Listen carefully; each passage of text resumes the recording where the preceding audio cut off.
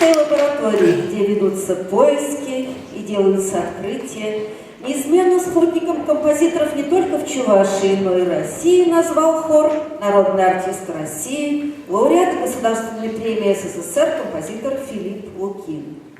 В 1988 году в Рахманинском зале Московской консерватории коллектив провел его авторский концерт.